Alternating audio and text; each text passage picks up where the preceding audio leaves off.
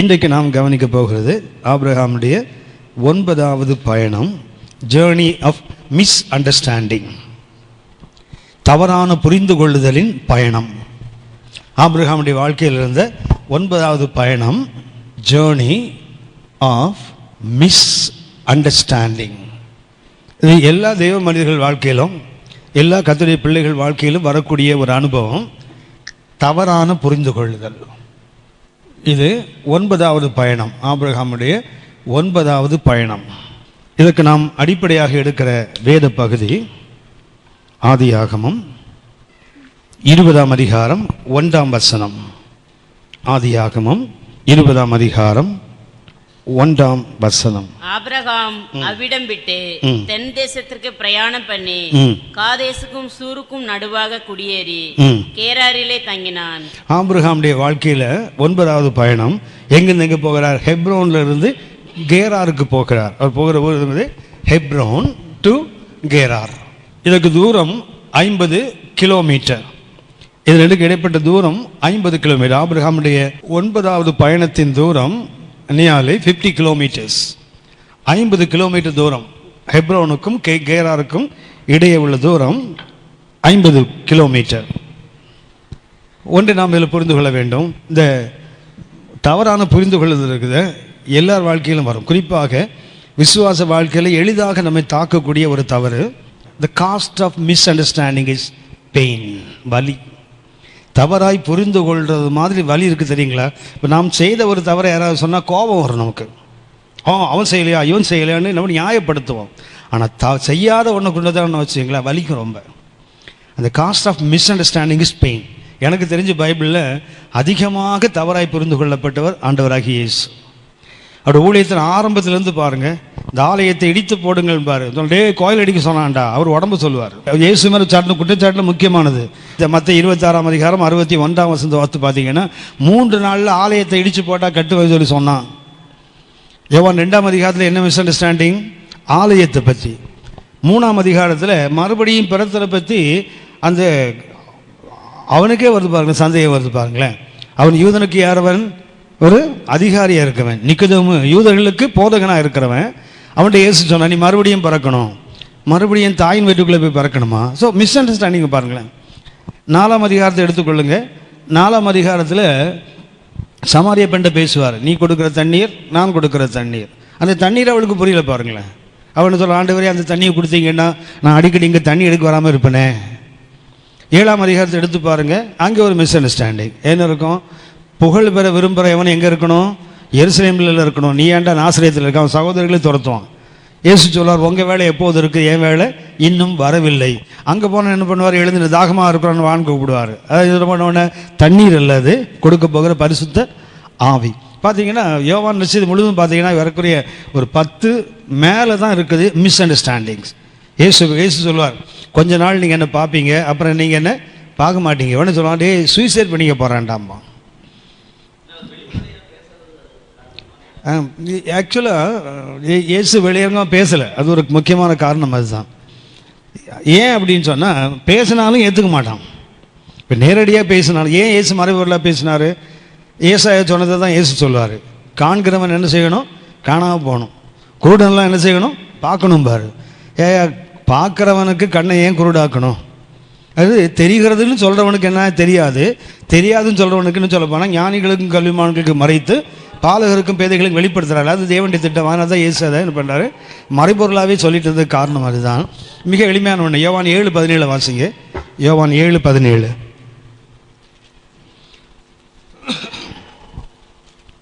யோவான் 7ஆம் அதிகாரம் 17ஆம் வசனம். அவருடைய சித்தத்தின்படி செய்ய மனது உள்ளவன் எவனோ, அது மனதுள்ளவன் எவனோ இல்லை, சித்தம் உள்ளவன் எவனோன்னு இருக்கணும். அவருடைய அது 2 வீல் இருக்கு. அதில் ஒரு வீல் என்ன? அவருடைய சித்தத்தின்படி செய்ய சித்தமுள்ளவன் எவனோ அவன் இந்த உபதேசம் தேவனால் உண்டாயிருக்கிறதோ நான் சுயமாய் பேசுகிறேனோ என்று அறிந்து கொள்வான். ஏன் அவனுக்கு அறிய முடியல? ஏன் அவனுக்கு மறைபொருளாக இருக்குன்னா, they are not willing to do the will of God. தேவனுடைய சித்தத்தின்படி செய்ய மனதாக இருந்தால் இயேசு பேசுனது அவனுக்கு புரியுமே. அவங்களுக்கு என்ன இல்லை, they don't have the will to do the will of God, so they are unable to understand what Jesus is saying. இயேசு சொன்னது அவனுக்கு ஏன் புரியலைன்னு சொன்னா, அவனுக்கு என்ன இயேசு சொல்கிறார், நான் தேவனுடைய சித்தத்தின்படி சித்த செய்ய மனசுள்ளவன் எவனோ அவனுக்கு என்ன ஆகும், நான் சொல்லுவது தேவனால் உண்டானதா மனுஷனால் உண்டானதான்னு புரியும். இது நம்ம அடிக்கடி ஜெபம் பண்ணுறோம்ல, ஒரு காரியம் நம்ம வாழ்க்கையில் வருது, இதை செய்யலாமா கூடாதா, இல்லை இது போகலாமா வேண்டாமா, இதை வாங்கலாமா கூடாது. அப்போ என்ன பண்ணுறோம், we are trying to find what is the will of God regarding this, இல்லையா? இதுக்கு நான் தேவ சித்தம் என்னன்னு தெரிய ட்ரை பண்ணுவோம் இல்லையா? என்னுடைய எளிமையான புரிந்துகொள்ளுதல் தேட வேண்டிய அவசியமே இல்லை. இது தேவ சித்தமா இல்லையான்னு தேட வேண்டாம். எப்போ அப்படின்னா, நம்முடைய ரட்சிப்பு நிறைவேறுவதற்கு நாம் 100க்கு 100 கவனம் எடுத்து அந்த பாதையில் நம்முடைய கவனத்தை செலுத்துவோமானால் நமக்குள்ள வரக்கூடிய எண்ணமே தேவ சித்தமாகத்தான் இருக்கும். சுய சித்தங்களே அங்கே வருவதற்கு வாய்ப்பில்லை. பிலிப்பியர் 2ஆம் அதிகாரம், பிலிப்பியர் 2:12-13 வாசிங்க. இது தேவ சித்தமானு ஜெபிக்க வேண்டிய அவசியமே இல்லை. இது தேவனுடைய விருப்பம் தானா, செய்யலாமா கூடாதா, வேணுமா வேண்டாமா, இதுக்கெல்லாம் பிரச்சனையே வராது. எப்போன்னா 2:12-13 வாசிங்க. ஆதலால் எனக்கு பிரியமானவர்களே, நீங்கள் எப்பொழுதும் கீழ்ப்படிகிறபடியே நான் உங்களுக்கு சமீபமாய் இருக்கும் பொழுது மாத்திரமல்ல நான் தூரமாயிருக்கிற இப்பொழுதும் அதிக பயத்தோடும் நடுக்கத்தோடும் உங்கள் ரட்சிப்பு நிறைவேற பிரயாசப்படுங்கள். என்ன சொல்றாரு பாருங்க, நான் உங்களுக்கு கிட்ட இருந்தா நீ எப்படி பயப்படுவியோ அப்படின்னா உங்களோட தூரம் போனால் என்ன பண்ணக்கூடாது, குளிர் விட்டு போகக்கூடாது. அப்பவும் என்ன பண்ணு, அதிக பயத்தோடும் நடுக்கத்தோடும் உன் ரட்சிப்பு நிறைவேற பிரயாசப்படுங்கள். ஏனெனில் தேவனே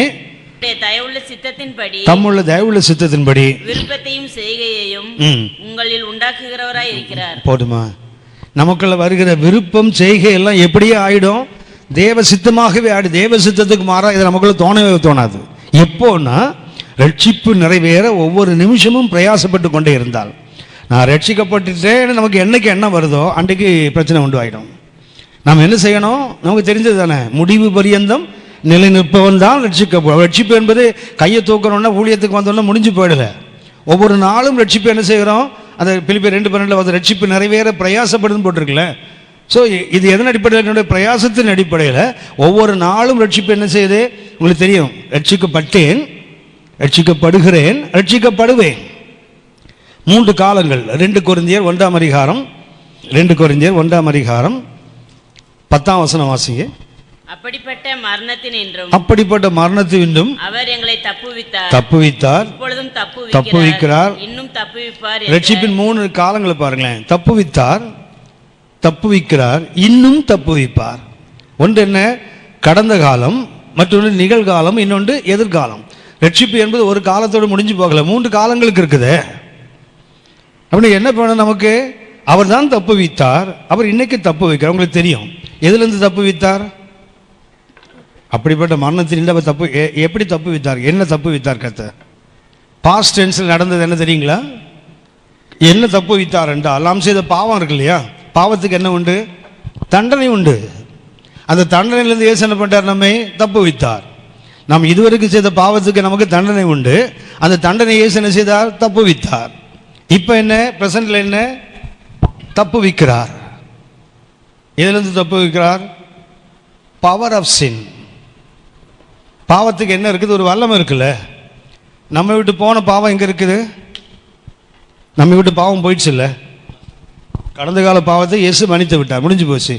இன்னைக்குள்ள பாவம் எங்கே இருக்குது, எங்கே இருக்கு ஐயா, வாசப்படியில் படுத்துருக்குதா, அது பாவம். காயினுக்குள்ள பாவம் இல்லை, அது நமக்கே வருது. நல்ல காலம் இங்கே வாசப்படியில் போடாமல் இருந்தீங்கன்னா சர்த்தாம்போம். கவனிங்க, நம்மை நெருக்கி நிற்கிற பாவம். எபிரேயர் 12:1 வாசிக்கிறோம். ஆகையால் மேகம் போன்ற இத்தனை திரளான சாட்சிகள் நம்மை சூழ்ந்து நிற்க, பாரமான யாவற்றையும் நம்மை நெருக்கி நிற்கிற பாவம். நம்மகிட்ட வெளியே போன பாவம் நமக்கு தெரியும். கர்த்தர் என்ன பண்ணிட்டாரு, கிழக்குக்கு மேற்குக்கும் அகற்றிட்டார். அப்புறம் என்ன பண்ணிட்டாரு, கடலில் ஆழத்தில் போட்டார். அப்புறம் நினைக்க மாட்டேன்னு சொல்லிட்டு, அது தேவனுடைய பகுதி.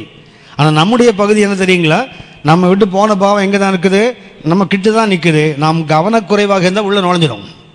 அப்போ இந்த நம்ம விட்டு போன பாவத்துக்கு என்ன இருக்குது, பவர் ஆஃப் சின். அதுக்கு ஒரு வல்லமை. இன்னைக்கு என்ன செய்யறாரு தெரியுங்களா, அந்த பாவத்தின் வல்லமை நம்ம மேற்கொள்ளாதபடி அவர் இன்னைக்கு தப்பு வைக்கிறார். தப்பு வித்தார், இன்னைக்கு என்ன பண்றாரு, தப்பு விக்கிறார். அந்த பாவத்தினுடைய வல்லமை இன்னைக்கு முன்னதாக நிற்குது. நாம் அஜாக்கிரதையாக இருப்போமானால் குத்தம். நல்லா கவனிச்சு பாருங்கள். அப்படி நெஞ்சில் கை வச்சு சொல்லுங்கள். காலையில் எழுந்திருக்கும் போது சோத்திரத்தோடு நீங்கள் எழுந்திருக்கலன்னா 25 வருஷத்துக்கு முன்னாடி நீங்கள் கேட்ட சினிமா பாட்டு வாயில் வரும். வருமா வராதா? வரும். கவனக்குறைவாக இருந்தால் பழைய வந்துடுவான் மனுஷன் உள்ள. சரியா? ஒரு பாட்டு கொஞ்ச நேரம் டியூன் பண்ணி தான் பார்ப்போம். அப்புறம் ஐயோ ஐயோ ஐயோ சோத்திரம் சோத்திரம் சோத்திரம் இல்லை லுயா ஆட ஆரம்பி திருப்பி. அவ்வளோதான். ஆமாம், எல்லா இடத்துலையும் பாட்டு தான் கேட்குது. நம்ம என்ன பண்ணோம்? ஆமாம் ஆமாம், நம்ம கேட்க தான் கேட்குது. என்னென்னா நம்ம பாட்டு அந்த டியூன்லேயே இருக்குது. அதனால் இன்னும் பிரச்சனை, இன்னும் குழப்பம். அதை திருடி தானே நம்ம பாட்டு போடுறான். நமக்கு ரெண்டும் கிராஷ் ஆகுது அங்கே வேற. இன்னைக்கு என்ன? பாவத்தின் வல்லமை நம்ம மேற்கொள்ளாமல் இருப்பதற்கு கர்த்தர் நம்மை பலப்படுத்துகிறார். நாளைக்கு என்ன? ஃபியூச்சர். பாவத்தினுடைய பிரசன்னமே நம்ம இல்லாத ஒரு பகுதிக்கு கர்த்தர் நம்ம கொண்டு போயிடுவார். தப்புவிப்பார். என்ன கிடையாது அன்னைக்கு. இன்றைக்கு பாவம் வரும். பழைய பாவம் அகண்டு போனது. பார்வதோ கல்லறை மூடின பெருங்கல் புரண்டு உருண்டு ஓடுது பார் போச்சு இல்லை? அது மாதிரி என்னாச்சுது? ஆமாம், ஜான் பனியன் எழுதுகிற மாதிரி மோட்ச பிரயாணி என்ன பண்ணுவார்? மூட்டை தூக்கிட்டு போவார். அவ்வாடா நிமிந்தா உருண்டு உருண்டு ஓடிச்சுல. அது நேற்றுக்கு தான். ஆனால் இன்னைக்கு என்ன பண்ணுது? மறுபடியும் பழைய பாவத்து ஆசை சிஎஸ்எல் ஒரு பாட்டு பாடுறாங்களே, பழைய பாவத்து ஆசை ஆமாம் ஆமாம் ஆடுதான் பாடுதான் கூத்தாடுதான் முன்னாடி அப்படின்னு. என்ன ஆகுது தெரியுமா? இன்னைக்கு ஏசு என்ன பண்ணுறாரு? வல்லமையை கொடுத்து அந்த பாவத்தை நம்ம தப்பு வைக்கிறார். நாளைக்கு என்ன ஆகுது தெரியுங்களா? He will save us from the presence of sin. பாவமே இல்லாத ஒரு பிராந்தியத்துக்குள்ளே கர்த்தர் நம்ம கொண்டு போயிடுவார். அதில் ரட்சிப்பு என்பது 3 காலங்களுக்கு உரியது. இன்னைக்கு நாம் மீட்கப்பட்டிருக்கிறோம். ஆனாலும் என்ன பண்ணுவோம் தெரியுங்களா? தவறு செய்ய தான் செய்வோம். வந்துடுது. ஆகவே ஒன்றை நீங்கள் நானும் கற்றுக்கொள்ள வேண்டும். பரிசுத்தவான்கள் பாவம் செய்ய மாட்டாங்களான்னா செய்வான். மற்றவன் தைரியமாக செய்வான், நம்மளுக்கு கொஞ்சம் பயந்து செய்வான். மற்றவங்க தெரிஞ்சு செய்வான், நம்மளுக்கு தெரியாமல் செய்வான். மற்றவன் செய்தால் காலத்தை கொண்டே கில்லாடி மாதிரி பண்ணண்டாவான், நம்மளும் மனசுக்குள்ளே தட்டிப்பான். சூப்பராக பண்ணண்டா, ஒரு பயலும் கண்டுபிடிக்கலடா. உங்களுக்கு தெரியும் தானே? பாவம் செய்யாததுனால நீங்கள்லாம் நீங்கள் நானும் பரிசுத்தவான் இல்லை, நம்ம மாட்டலை, அதனால் பரிசுத்தவான்கள். சரி, நம்மெல்லாம் யார்? பாவத்தில் மாட்டாத பரிசுத்தவான்கள். அப்படி தான் ஊர் ஏமாற்றி நம்பிட்டு இருக்குது. உங்களுக்கு தெரிந்த வசனம் கலாத்தியர் 6:1 வாசிங்க. கலாத்தியர் 6ஆம் அதிகாரம் 1ஆம் வசனம். சகோதரரே, சகோதரிகளேன்னு சேர்த்து வாசிக்கலாமா? எங்களே போட்டு பெரட்டினீங்களே. ஒருவன் யாதொரு குற்றத்தில் அகப்பட்டால் ஆவிக்குரியவர்களாகிய நீங்கள் 2 பேர். ஒருத்தர் யாரு? குற்றத்தில் அகப்பட்டவன். இன்னொருத்தர் யாரு? ஆவிக்குரியவன். எப்படி சொல்லணும்னா, சகோதரரே யாதொருவரும் குற்றத்தில் அகப்பட்டால் குற்றத்தில் அகப்படாத நீங்கள்னு எழுதியிருக்கணும். அது அவ்வளோ. அந்த ஆவிக்குரியவன் போட்டிருக்கால என்ன எழுதியிருக்கணும்? அவன் குற்றம் செய்து அகப்பட்டு கொண்டான், நம்ம குற்றம் செய்து மாட்டலை. குற்றம் செய்து மாட்டினவன் கிரிமினலா? குற்றம் செய்து மாட்டாதவன் கிரிமினலா? நம்ம தான் கிரிமினல். அவன் நல்லவன், ஏமாளி. ஈஸியாக அப்போ தப்பு பண்ணி மாட்டிட்டான் பாருங்களேன், பைத்தியக்காரப்ப. நம்ம திறமைசாலி. தப்பும் பண்ணுவோம் மாட்டோம்னா நம்ம தான் கிரிமினல் ஆக்சுவலாக. அப்படி எழுதியிருக்கணும். ஆவியான போனா போகுதுன்னு போட்டு ஆவிக்குரியவர்களாகி நீங்கள் எழுதிட்டார். அவ்வளவுதான். பரிசுத்தவான்களும் தவறு செய்வார்கள். Bible is very honest. வேதம் ஒருபோதும் என்ன பண்ணுது? ஒரு பெரிய பரிசுத்தவானாக அவர் பாவம் செய்தால் மூடி வைப்போம் என்று மூடி வைப்பதில்லை. ஆதியாகமம் 20:2 வாசிங்க. ஆதியாகமம் 20:2. Genesis chapter 20. ஆபிரகாம் தன் மனைவியாகிய சாராளை தன் சகோதரி என்று சொன்னதினாலே திரும்பவும் அந்த புத்தி வருது பாருங்களேன். ஆதியாகமம் 12ஆம் அதிகாரத்தில் எகிப்துக்குள்ள போகும்போது அவருக்கு என்ன இருந்தது? சகோதரின்னு சொன்னேன், ஓகே. அதனுடைய பலனை அனுபவித்த பிரச்சனை வந்தது. ஒன்னால அடுத்தவன் துன்பப்பட்டான், பிரச்சனை வந்தது. தப்பி பொழைச்சோன்னு கர்த்தர் கிருபையில வெளியே வந்துட்டீங்கல்ல. மறுபடியும் என்னதான் வருதாங்க அப்படின்னா ஒன்றை கற்றுக்கணும். Bible is more honest. எந்த விசுவாசி பாவம் செய்தாலும் உங்களுக்கு தெரிந்த ஒரு வசனம், யாத்திராகமம் 34:6 வாசிங்க. யாத்திராகமம் 34:6. யாத்திராகமம் 34:6. கர்த்தர் அவனுக்கு முன்பாக கடந்து போகிற போது அவர் கர்த்தர் இரக்கமும் கிருபையும் நீடிய சாந்தமும் மகா தயையும் சத்தியமும் உள்ள தேவன். அடுத்த வசனம். 1000 தலைமுறைகளுக்கு இரக்கத்தை காக்கிறவர். இந்த தேவன் எப்படிப்பட்டவர்? 1000 தலைமுறைகளுக்கு இரக்கத்தை காட்டுகிறவர். அக்கிரமத்தையும் மீறுதலையும் பாவத்தையும் மன்னிக்கிறவர் குற்றவாளியை குற்றமற்றவனாக விடாமல். ஆனால் என்ன செய்ய மாட்டார்? குற்றவாளியை மாத்திரம் குற்றமற்றவனாக விட மாட்டார். இரக்கமுள்ளவர் தான், உருக்கமுள்ளவர் தான், சாந்தமுள்ள எல்லாம் சரிதான். குற்றவாளியை மாத்திரம் என்ன பண்ண மாட்டார்? குற்றமற்றவனாக விட மாட்டார். எவ்வளோ பெரிய தெய்வ மனிதனாக இருந்தாலும் சரிதான், அவன் செய்த தவறும் இங்கே எழுதப்படுதில்லை. நமக்கு தெரிந்த ஒன்றை யோசித்து பாருங்க. நோவா குடிச்சிட்டு விழுந்து கிடந்தாரா? எழுதாமல் விட்டுருக்கலாம்ல, எழுதாமல் விட்டுருக்கலாம்ல. அது எவ்வளோ அழகாக எழுதி வச்சுருக்கா பாருங்களேன். அவன் குடித்து நிர்வாணியாக அவன் கூட இருந்து கடந்தான்னு எழுதுறாரு. ஒரு பெரிய பரிசுத்தம் தானே. கர்த்தர் எழுதாமல் விட்டுருக்கலாம்ல. மோசே நமக்கு தெரியும். மோசையுடைய பாவம் தெரியுமா தெரியாதா? என்னாகும் 20ஆம் அதிகாரத்தில் பேசுனா டொமோன்னு அடித்தார்ல. கர்த்தர் அதை மன்னிக்கல பாருங்களேன். அதனுடைய அந்த விளைவுகளை அவன் ஏற்றுக்கொண்டு தான் ஆக வேண்டும். அடுத்து பாருங்க, தாவீது பாவம் செய்தார். அதனுடைய பலன் என்னாச்சு? அந்த பிள்ளையை அடித்து சாகர வரைக்கும் கர்த்தர் விடல. என்னதான் எழுதி கேட்டவன் அவன் பிறகு முன்னாடி கர்த்தர் தெரிந்து கொண்டாலும் தாவீது செய்த பாவத்தையும் கர்த்தர் என்ன செய்யல? குற்றவாளியை குற்றமற்றவனாக விடாத ஒரு தேவன். ஆபிரகாம்ங்கிறதுனால அவர் கண்டுகொள்ளாம விட மாட்டார். நம்ம நினைக்கிறோம் கர்த்தருக்கு தெரியுது, ரொம்ப தெரிஞ்சா என்ன பிரச்சனை? நிறைய உத கிடைக்கும்னு அர்த்தம். கர்த்தருக்கு கொஞ்சம் தெரிஞ்சா இவ்வளவு கொஞ்சமாக உதப்பார், நிறைய தெரிஞ்சா என்ன பண்ணுவார்? அதனால கொஞ்சமாக தெரிஞ்சுக்கிறதே நல்லது. சரியா? ரொம்பலாம் தெரிஞ்சிட்டா வம்பு என்ன? இப்போ உத விழுந்தா முதல்ல எனக்கு தான் விழுப்போம். சரியா? சொல்லியா கொடுக்குற மற்றவனுக்கெல்லாம் உனக்கு தான்டா முதல்ல உத. அதுதானே கர்த்தர் சொன்னார். நியாய தீர்ப்பு எங்கே துவங்கும்? தேவனுடைய வீட்டில் துவங்கும் காலமாக இருக்குது. அது 1 பேதுரு 4:17. ஆனால் எசேக்கியேல் 9ஆம் அதிகாரத்தை பார்த்தீங்கன்னா 4லேருந்து வாசித்து பாருங்கள். எருசலேமில் நடக்கிற அருவருப்புகள் நிமித்தம் தங்கள் மார்பில் அடித்து கொண்டு துக்கித்து அழுறான் இல்லையா? அவன் நெற்றியிலே ஒரு அடையாளத்தை போடு. பின்னாடி வெட்டுகிற தூதர்களை அனுப்புகிறார். யார் நெற்றியிலெல்லாம் அடையாளம் இல்லையோ அவனெல்லாம் வெட்டி தள்ளுன்னு சொல்லுவார். என்னுடைய பரிசுத்த ஸ்தலத்தில் துவங்கும்பார். இப்போ எங்கே துவங்குகிறது கர்த்தருடைய நியாயத்தீர்ப்பு? யாருக்கு அதிகம் தெரிந்ததோ அவனுக்கு தான். அதனால் ரொம்ப தெரிஞ்சவர் அதனால் விட்டுடலான்னு இல்லை. உங்களுக்கு தெரியும் தானே, லூக்கா 12:47-48 வசனங்களை பார்த்தீங்கன்னா, அறியாமல் செய்கிறவனுக்கு கொஞ்சம் அடிகள், அருந்து செய்கிறவனுக்கு அப்படின்னா அறிவதனால ஒரு பெரிய மேன்மை இல்லை. அதை அனுபவமாய் மாற்றிக்கொள்ளாவிட்டால் அறிவது ஆபத்தை தான் உண்டாக்கும். அதனால் வேதத்தை அறியக்கூடாது என்பதில்லை, அறியணும். அது என்ன செய்யணும்? அனுபவமாக மாற்றிக்கொள்ள வேண்டும். நிறைய பேர் சொல்லுவாங்க, பைபிள் ரொம்ப படிச்சிங்கன்னா நிறைய சோதனை வரும் சொல்லுவாங்க. கவனிச்சிருக்கீங்களா? என்னுடைய நண்பர் ஒருத்தர் 36 முறை பைபிள் படித்தவர். யோபு மாத்திரம் படிக்கவே மாட்டார். ஏன்னா அது படிக்கும்போதெல்லாம் அவருக்கு சோதனை வந்து தான் 4-5 நாள் விட்டார். இதை படிப்பானே சோதனை வருவானே, அதை படிக்கிறதே இல்லை. அவ்வளோதான். எஸ்தர் வரைக்கும் வருவார். நேர ஒரே ஜம்பு சங்கீதம். துன்மார்க்கண்டு வழி நிற்காது, துன்மார்க்கண்டு யோபே ஒதுக்கிட்டு வர்றாரு அவர். அது சொல்கிறாரு, நானும் பார்க்குறேன் பிரதர். 36 முறையில் ஒரு 6 முறை தான் முதல்ல படிச்சிருக்கிறாரு. அது படிக்கும்போதெல்லாம் 9 தான். இன்னும் ஊழியக்காரர்கள் இருக்காங்க. பிப்ரவரி மாதம் வந்துட்டா எப்படி எனக்கு ஒரு பிரச்சனை வரும் பிரதர். ஒருத்தருக்கு ஆகஸ்ட் மாதம் வந்தால் பிரச்சனை வருமா, ஒருத்தருக்கு பிப்ரவரி மாதம் வந்தால் வருமா. பிப்ரவரி மாதத்தில் உனக்கு எந்த மாதம் வந்தாலும் பிரச்சனை வரும். நீ ஒழுங்காக இல்லைன்னா, ஒழுங்காக இருந்தாலும் பிரச்சனை வரும். அது உங்களை பாதிக்காது, உங்களை மேற்கொள்ளாது. நல்லா கவனிச்சு பாருங்க.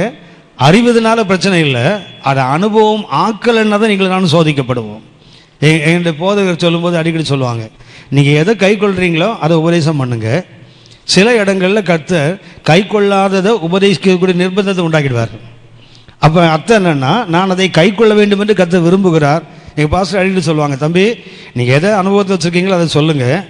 ஒரு வேளை அனுபவத்தில் இல்லாத சொல்லிட்டீங்கன்னா அப்போவே தீர்மானம் பண்ணுங்க, நான் இப்படி வாழ்வேன்னு தீர்மானம் பண்ணி கர்த்தர் நீங்கள் அப்படி வாழணும்னு விரும்புகிறாரு. அதனால் எது நமக்கு பிரச்சனை தெரியுங்களா? அறிவில் இந்த அறிவு பொறுத்தவன் நோவு பொறுத்தவன் போட்டிருக்கல, ஆனால் அனுபவம் பொறுத்தவனுக்கு நோவு ஒரு நாள் வராது. அறிவு என்னவாக மாறணும்? அனுபவமாக மாறிவிட்டால் அது வரும்போதுங்க என்ன கிடையாது, வேலை இல்லையே. பால் யங்கிச்சோ பற்றி உங்களுக்கு நான் சொல்லியிருக்கேன் ஒரு முறை. பால் யங்கிச்சோ அவருடைய பிரசங்கங்களில், குறிப்பாக காஸ்பல் மெசேஜஸில் அவர் யூஸ் பண்ணக்கூடிய ஒரு இல்லஸ்ட்ரேஷன், ஒரு மனிதன் காட்டுக்குள்ளே அகப்பட்டு கொள்கிறான். காட்டு நெருப்பு, தீ வருகிறது, எல்லா பக்கங்களிலும் நெருப்பு வருது. எங்கேயும் ஓடி பார்க்குறாரு, எங்கேயும் போக முடியலை. உடனே இவன் நின்று யோசிக்கிறான், எப்படியும் எரிய போகிறோம், ட்ரை பண்ணி பார்த்துடலாமே. எரிகிற ஒரு கொல்லியை எடுத்து என்ன பண்ணால், எரியாத ஒரு பகுதியை எரிய வச்சான். பக்கத்துலலாம் சுற்றி நெருப்பு வருகிறது, நடுவில் இவன் கொளுத்தி விட்டான். கொஞ்சம் தூரம் பறவனோன்னு என்ன பண்ணால், அவனுடைய சட்டையை கோட்டை கழித்து என்ன பண்ணால் போட்டு ஆஃப் பண்ணிவிட்டு நடுவில் போய் நின்றுட்டான். பக்கத்தில் வந்து நெருப்பு என்ன செய்யலை, அவனை தொடலை. ஏன்னா இது ஏற்கனவே என்னாச்சுது, வெந்து போச்சுதே. அனுபவம் அப்படித்தான். வசனத்தை நம்ம வாழ்க்கையில் அனுபவம் ஆயிட்டீங்கன்னா சோதனை வரும், ஒரு எல்லையை தாண்டி வராது. இது அனுபவத்தில் இருக்குடா, இவங்ககிட்ட போனால் நம்ம வேலை நடக்காதுன்னு அது பாட்டுக்கு போயிடும். அறிவு பெருத்தால் நோவு வரணும்னு அவசியம் இல்லை. அறிவாக இருக்கக்கூடிய நோ மாறினோம், அனுபவமாக மாறினார். எந்த ஒரு பெரிய தேவ மனுஷன் தப்பு செய்தாலும் சரி தான். நமக்கு தெரியும், பேதுரு தப்பு பண்ணார் இல்லையா, கர்த்தரை தெரியாதுன்னு மறுதளிச்சார்ல, தூஷித்தாரு.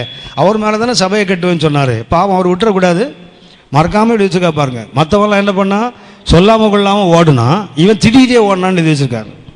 மற்றவங்களாம் என்ன பண்ணா, மறுதளிப்பிக்க சொன்னபோது எல்லாம் அமைதியாக இருந்தான். மறுதளிச்சிருவோமோ அப்படி பயந்துட்டு இருந்தான்.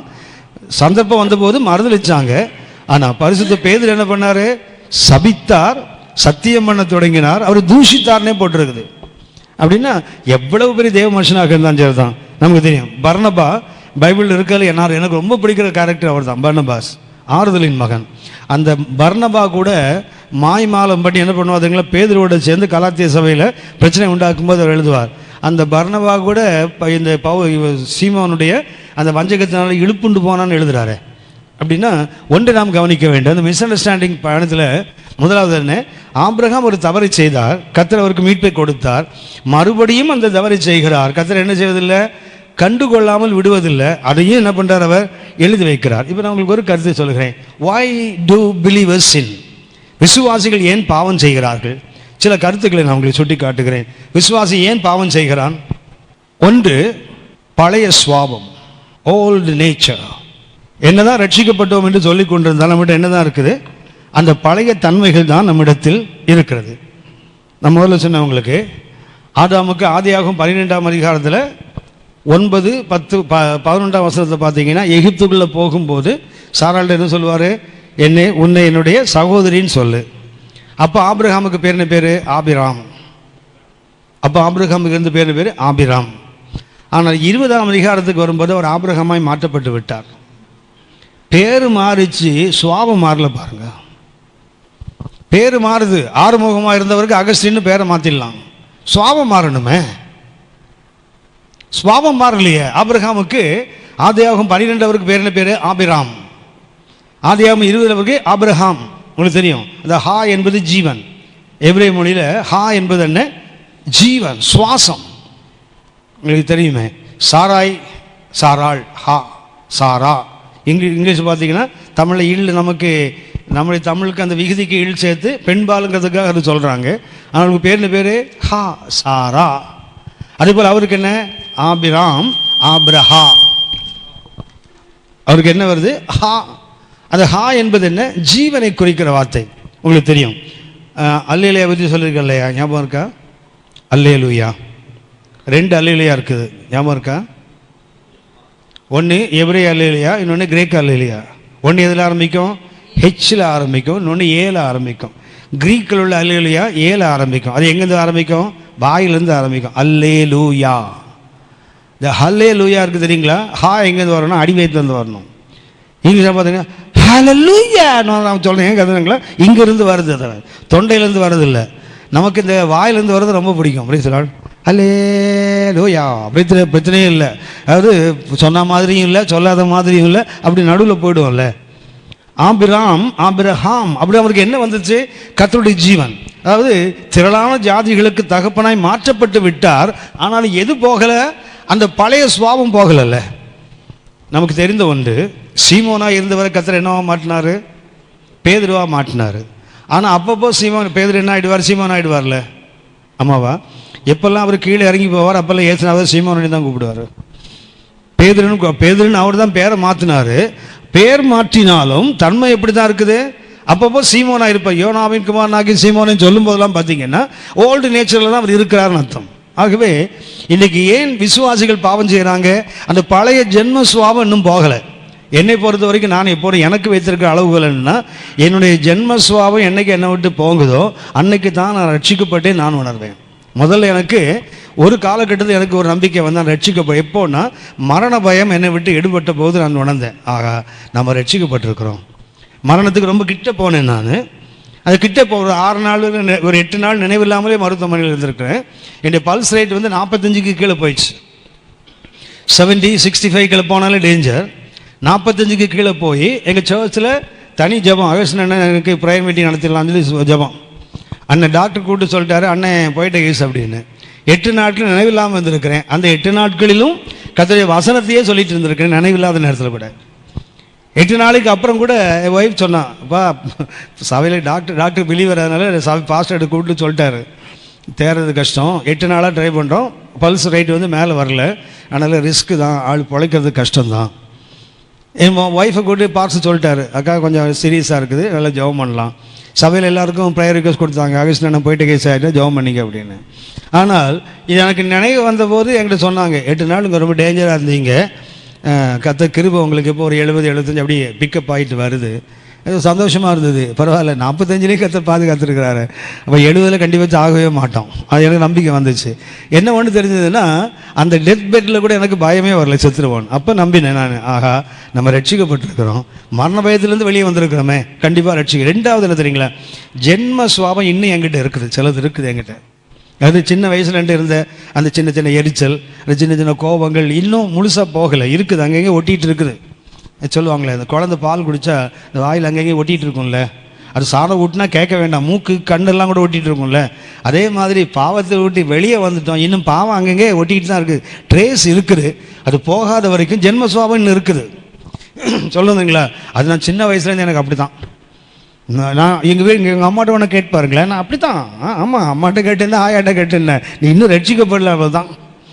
நான் அடிக்கடி சொல்லக்கூடிய ஒன்று, பிலிப்பியர் 3ஆம் அதிகாரத்தில் பவுல் சொல்லுவா தெரியுங்களா, கிறிஸ்துவை அறிகிற அறிவின் மேன்மைக்காக எனக்கு லாபமானதெல்லாம் நஷ்டமாக என்னன்னு சொல்கிறாரு. அதில் பார்த்தீங்கன்னா 7 கருத்துக்களை சொல்லியிருப்பார் அவர். பிலிப்பியர் 3ஆம் அதிகாரம் 6ஆம் வசனத்திலிருந்து வாசியே. பிலிப்பியர் 3:4 வசனம். மாம்சத்தின் மேல் நம்பிக்கை வைக்க வேண்டுமானால் நானும் வைக்கலாம், வேறொருவன் மாம்சத்தின் மேல் நம்பிக்கையாயிருக்க நினைத்தால் நான் அதிகமாய் அப்படி செய்யலாம். நான் 8ஆம் நாளில் விருத்த சேதனம் அடைந்தேன். முதல் தகுதி என்ன தெரியுங்களா பவுலோடு, 8ஆம் நாளில் விருத்த சேதனம் பெற்றவர். அடுத்தது இஸ்ரவேல் வம்சத்தான். அடுத்தது யார், ஒரு இஸ்ரவேலன், பென்யமீன் கோத்திரத்தான், எபிரேயரில் பிறந்த எபிரேயன், நியாயப்பிரமாணத்தின்படி. நல்ல கவனிங்க, 7 சொல்லதுல முதல் 4 என்ன தெரியுங்களா, பிறப்பினால் வந்தது, பிறப்பிலே பெற்றுக்கொண்டது. முதல்ல என்ன, 8ஆம் நாள் விருது சேதனம். ஏன் விருது சேதனம் பண்ணப்பட்டாங்க, அவருடையதல்ல, ஒரு யூதனாய் பிறந்தா 8ஆம் நாள் என்ன பண்ணுவாங்க அவனுக்கு அப்படின்னா, அவனுக்கு எது வந்து பிறப்பினால் வந்த மேன்மை. அடுத்தது என்ன பண்றாரு, நான் இஸ்ரவேல் வம்சம். எப்படி வந்தது அவருக்கு, பிறப்பினால் வந்தது. 3வது என்ன வந்தது அவருக்கு, பென்யமீன் கோத்திரம். எப்படி வந்தது, பிறப்பினால் வந்தது. 4வது எபிரேயரில் பிறந்த எபிரேயன். இந்த 4க்கும் ரொம்ப அற்புதமான அர்த்தங்கள், எனக்கு நேரம் இல்லை. இந்த 4ஐயும் அவர் என்ன சொல்றார், இது அவனுடைய பிறப்பினால் வந்தது. அடுத்த 3 அவர் கற்றுக்கொண்டது. ஒன்று என்ன, நியாயப்பிரமாணத்தின்படி பரிசேயன், பக்தி வைராக்கியத்தின்படி சபையை துன்பப்படுத்தினவன், நியாய பிரமாணத்திற்குரிய நீதியின்படி குற்றம் சாட்டப்படாதவன், ஆகிலும் எனக்கு இல்ல திருப்பி வாசிங்க, பக்தி வைராக்கியத்தின்படி சபையை முதல்ல தகுதி என்ன, சபையை துன்பம். அப்ப என்ன இருந்தது, யூதன் என்ற ஒரு வைராக்கியம். அது எப்படி வந்தது, பிறப்பினால் வந்தது அல்ல, அவரே செய்வது. எல்லா யூதனும் போய் சபையை பாழாக்கல, புரியுதா உங்களுக்கு.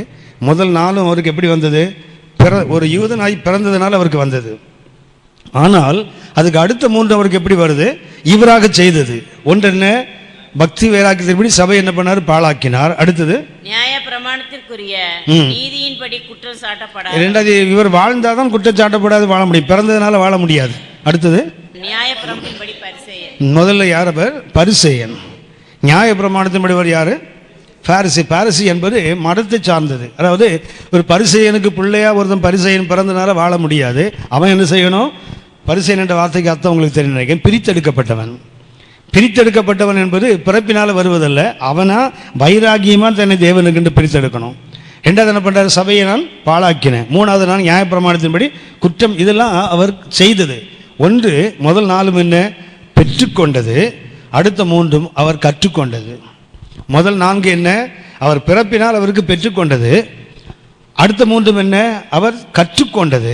என்ன விசேஷம் தெரியுங்களா, நாம் இன்னைக்கு என்ன பண்ணுறோம், பிறப்பினாலும் சிலதை பெற்றுக்கொள்கிறோம், ஜென்மஸ்வாபம். அதுக்கப்புறம் நாம் என்ன சொல்கிறோம், கற்றுக்கொள்ளுகிறோம். ரட்சிப்பில் என்ன பண்ணுறோம் தெரியுங்களா, நாம் கற்றுக்கொண்டதை விட்டுறோம். குடிக்க பழகினோம், சீட்டாட பழகினோம், அடிக்க பழகினோம், தெருசுத்த பழகினோம், இதெல்லாம் என்ன பண்ணோம், கற்றுக்கொண்டது. ரட்சிப்பில் இதை விட்டுட்டோம். ஆனால் எதை விடலை, பிறந்ததில் விடலை, இன்னும் விடலை. அதான் நான் சொன்னேன் உங்களுக்கு, பிறவி குணம் என்னைக்கு எனக்கு மாறுகிறதோ அன்னைக்கு தான் நான் யார், ரட்சிக்கப்பட்டிருக்கிறேன். அது நமக்கு அவ்வளோ சீக்கிரம் போகாது. எங்கள் தமிழ் ஆசிரியர் முன்னாடி சொல்லுவாங்க, பிறவி குணத்தை பேய்க்கு கொடுத்தாலும் போகாதும்பாங்க. அப்படி சொல்லுவோம். ஏன்னா என்ன பண்ணுவோன்னா, அந்த டெஸ்க் இருக்குல்ல, டெஸ்கில் பிளேடை உடச்சி வச்சுட்டு அந்த அம்மா கிளாஸ் எடுக்க, மிஸ்ஸஸ் நல்ல தம்பி அற்புதமாய் பாடம் எடுக்கிறவங்க தமிழில். ஆனால் என்ன பண்ணுவோம், அப்படியே டேங்னு தட்டிகிட்டே உட்காந்துருப்பாங்க. எங்கேருந்து வரும் சத்தம் எப்படி தெரியும்? அது கிளாஸ் ஃபுல்லாக ஒரு 70-80 பேர் இருப்போம். பார்த்தா கெமிஸ்ட்ரி, ஃபிசிக்ஸ், மேத்ஸ் 3 சேர்ந்து இருக்கும். அதில் லாங்குவேஜுக்கு மாத்திரம் அவ்வளோ தூரம் இருக்கும்.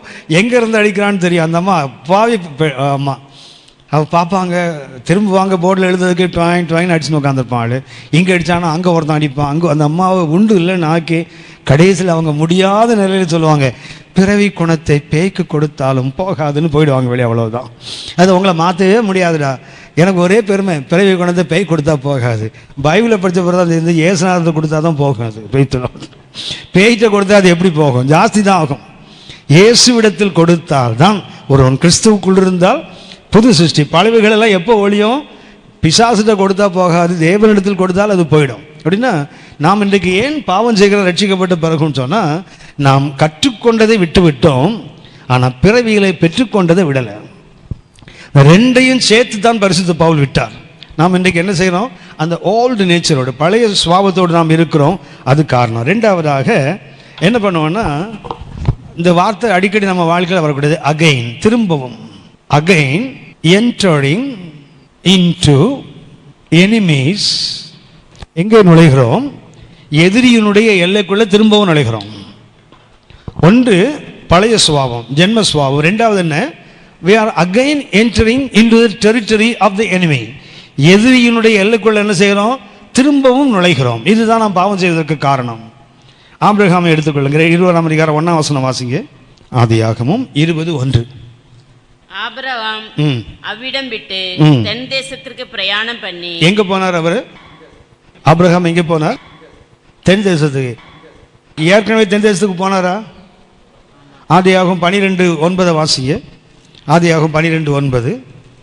அதன்பின் ஆபிரகாம் புறப்பட்டு தெற்கே பிரயாணம் பண்ணி கொண்டு போனான். அங்க போன போது உனக்கு பஞ்சம் வந்தது இல்லை? அங்கிருந்தானே எகிப்துக்கு போய் பிரச்சனையை சந்திச்சு தப்பி பிழைச்சு ஓடி வந்த. மறுபடியும் எதற்கு அந்த எல்லைக்குள்ள போவானே? நமக்கு ஏன் திரும்ப பாவம் செய்ய தோணுது? நாம் என்ன பண்ணுறோம்? எங்கிருந்து கர்த்தர் நம்ம மீட்டு எடுத்தாரோ அப்போ தோணும்ல, போய் எப்படி தான் இருக்குது பார்த்துட்டு வரலாமே. அது பேயோட வேலை, உங்கள் வேலை, என் வேலை இல்லை. பிசாசு தான் ஒருத்தனை விட்டு போனால் என்ன பண்ணுவான்? ஊரை சுற்றிட்டு மறுபடியும் வந்து எட்டி பார்க்குற வேலை அவன் வேலை தானே. உங்களுக்கு எனக்கு அந்த வேலை. நாம் ஏன் விட்டு வந்தது திரும்பி போய் ஏன் பார்க்கணுன்னு ஆசை வருது?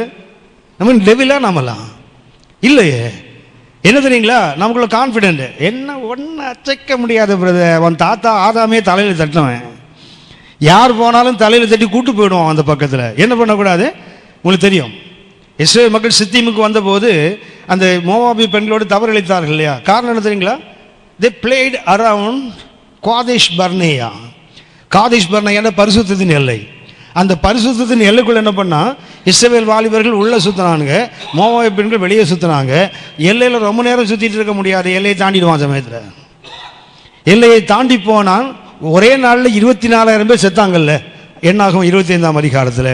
அப்படின்னா நாம் இன்றைக்கு ஒரு நாளும் அந்த எந்த எதிரியும் எல்லையை விட்டு வந்தோமா திரும்ப அதுக்குள்ளே என்ன செய்யக்கூடாது? போகக்கூடாது. அங்கேருந்து தான் தப்பி பழைச்சு வந்தோம் தேவ கிருபையினால. கலாத்தியர் 5ஆம் அதிகாரம் 1ஆம் வசனம் வாசிங்க. கலாத்தியர் 5:1. ஆனபடியினாலே நீங்கள் மறுபடியும் அடிமைத்தனத்தின் நுகத்துக்கு உட்படாமல். ஏற்கனவே அடிமைத்தின் நுகத்தில் தான் இருந்தோம்.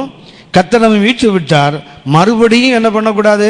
அந்த அடிமைத்தனத்தின் நுகத்துக்கு உட்படாமல் கிறிஸ்து நமக்கு உண்டாக்கின சுயாதீன நிலைமையிலே நிலை கொண்டிருங்கள். அந்த விடுதலையாக்கப்பட்ட நிலையில் தான் நீங்கள் நானும் தொடர்ந்து இருக்கணுமே தவிர நீங்கள் எங்க போயிடக்கூடாது? மறுபடியும் அந்த அடிமைத்தனத்தின் நுகத்துக்குள்ள போவதற்கு கர்த்தர் நமக்கு அனுமதி கொடுப்பதில்லை. ஆனால் ஆபிரகாம் என்ன செய்தார்? முதல்ல நெகேவ் போனார், சவுத் போனார், பிரச்சனை வந்தது. மறுபடியும் நீ ஏன் அங்கே போற? மறுபடியும் போனால் என்ன வரும்? திரும்பவும் அதே பிரச்சனை வருது பாருங்க.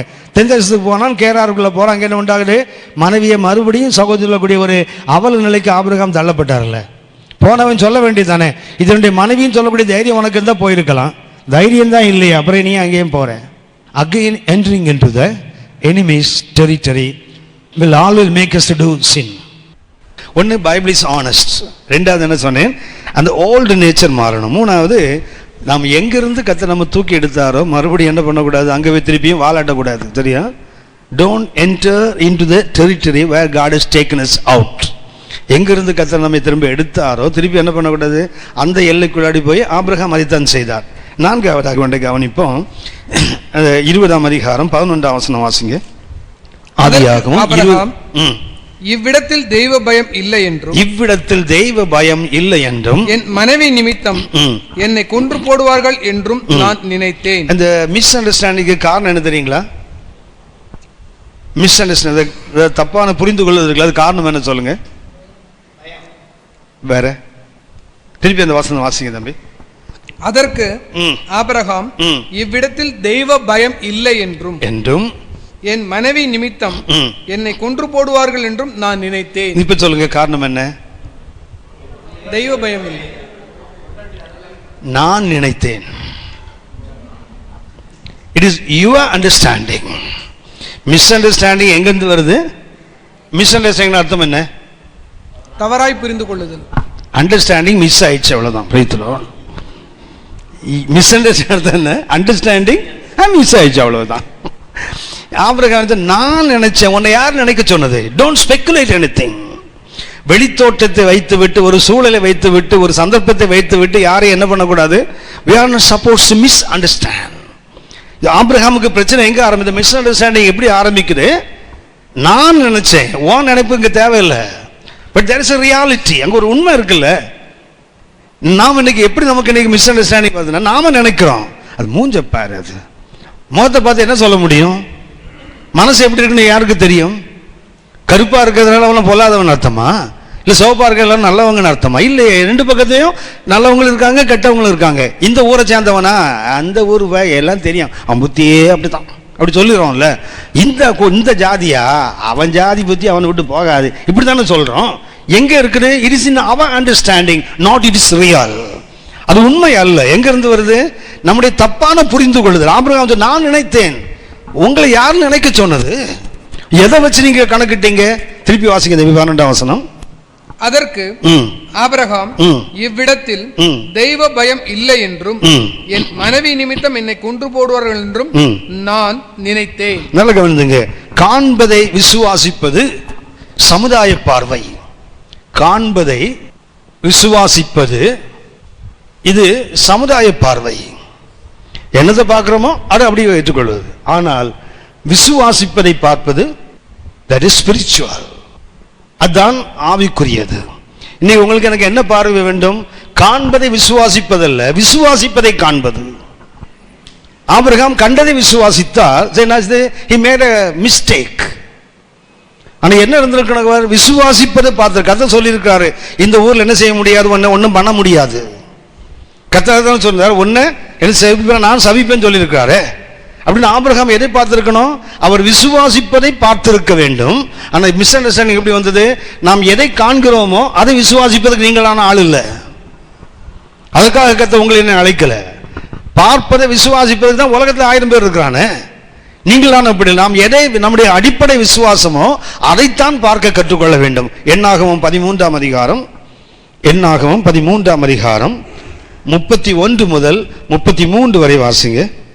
என்னாகமம் 13 31 முதல் 33 வரை. அவனோட கூட போய் வந்த அந்த மனிதரோ, நாம் போய் அந்த ஜனங்களோட எதிர்க்க நம்மாலே கூடாது. எதை பார்த்தாங்க? அவங்க இருப்பதை பார்த்தாங்க. அவங்களாம் 10 பேர் போனாங்க, 12 பேர் போனாங்க, 10 பேர் என்ன பண்ணாங்க? அங்க என்ன அவர்கள் கண்டார்களோ அதை விசுவாசித்தார்கள். என்ன சொல்றான்? நம்மால் அவங்களை மேற்கொள்ள முடியாது. அவர்கள் நம்மை பார்க்கிலும் பலவான்கள் என்றார். அது பொய் இல்ல, உண்மை. அவங்க சொன்னது உண்மை. அடுத்தது, நாங்கள் போய் சுற்றி பார்த்து வந்த தேசம் தன் குடிகளை பட்சிக்கிற தேசம். அது உண்மை. ஏன்னா ராட்சசன் இருக்க, ஏனாக்கின் புத்திரர் அங்க இருக்கிறான்.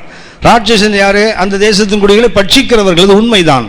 அடுத்தது, நாங்கள் அதிலே கண்ட ஜனங்கள் எல்லோரும் மிக பெரிய ஆட்கள், மிகப்பெரிய ஆட்கள். அங்கே ராட்சத பிறவியான ஏனோக்கின் குமாரனாகிய ராட்சதரையும் கண்டோம். நாங்கள் எங்கள் பார்வைக்கு வெட்டுக்கிளிகளை போல் இருந்தோம், அவர்கள் பார்வைக்கும் அப்படியே இருந்தோம் என்று சொல்லி. அப்படி எதை பார்த்தாங்க? அங்க என்ன இருந்ததோ கானானில் அதை பார்த்தார்கள். 30ஆம் வசனம் வாசிங்க. 30.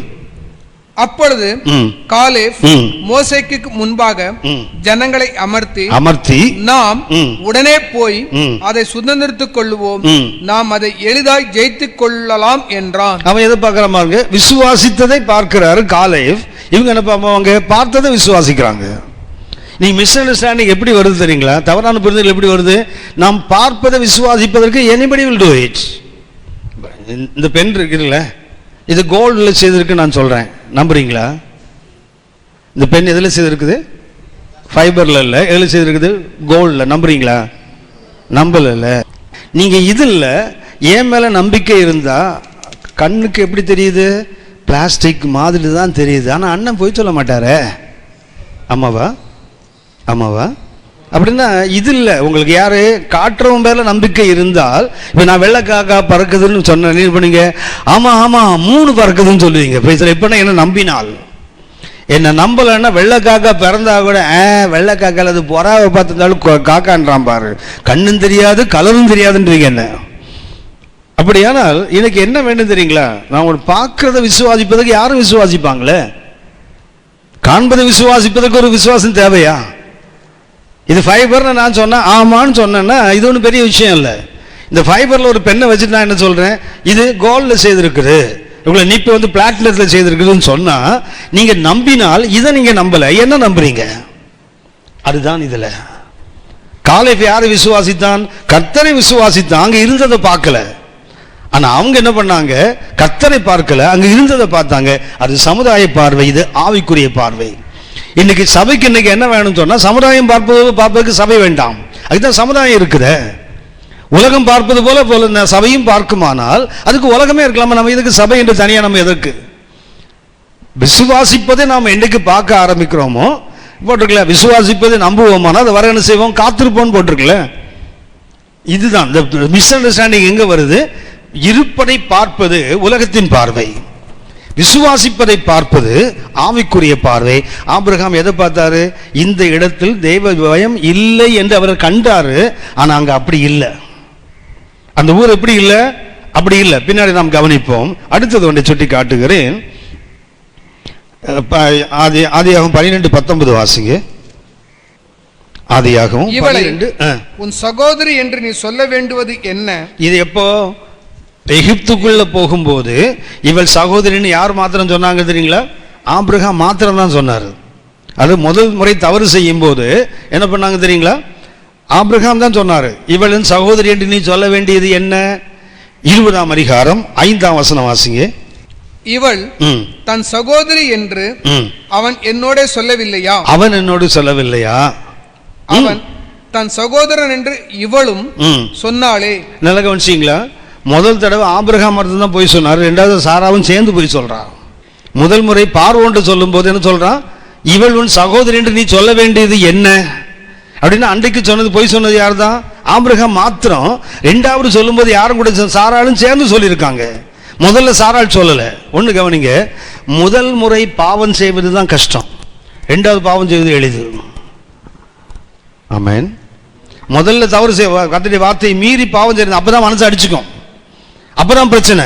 ஐயோ தப்பு பண்றவன் ஒரு முறை செய்து பழகி விட்டால் ரெண்டாவது முறை பாவம் செய்வதற்கு லெகுவாக இருக்கும். ஆபிரகாமுக்கு முதல்ல அவன் சகோதரன் சொல்லும்போது சாராள் சொல்லல, இவன் தான் சொன்னான்னு சொல்றான் பார்வான். ஆனா இங்க என்ன சொல்றான் தெரியுங்களா? அபிமெலேக்கு கர்த்தர் சொல்லுகிறான், அவ சொன்னது மாத்திரமல்ல அவளும் சொன்னால. என்ன சரிங்களா? அந்த அனனியா சப்பீரால் புத்தி இங்க வந்துட்டு பாருங்களேன்.